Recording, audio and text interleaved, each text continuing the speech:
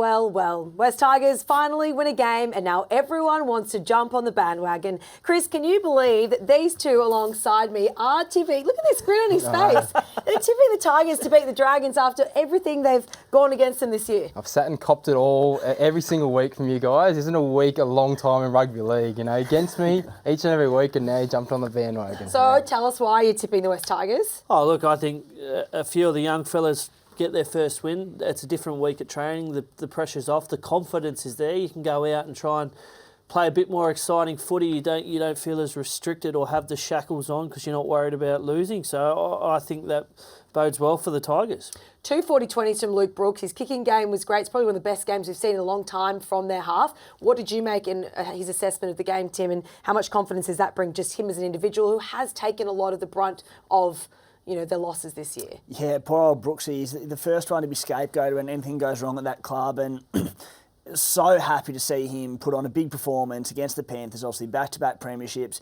He just played to the conditions well and played like a halfback should. He kicked extremely well. He kicked long. He kicked early.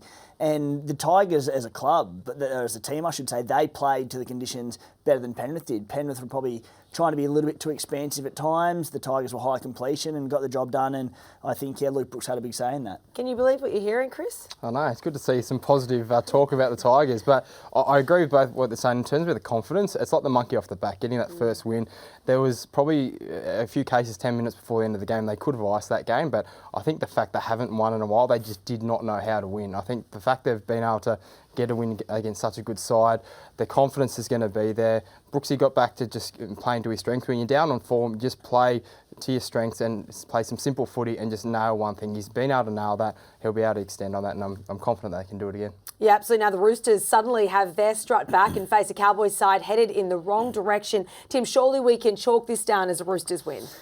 Look, you would think so. But the thing we're seeing a fair bit this season is when sides do get decimated or they have a big loss, they often get up the next game, and that happens so frequently in the NRL. So, look, I don't want to write the Cowboys off for that reason, but the Roosters are in pretty decent form. They're looking okay without looking outstanding.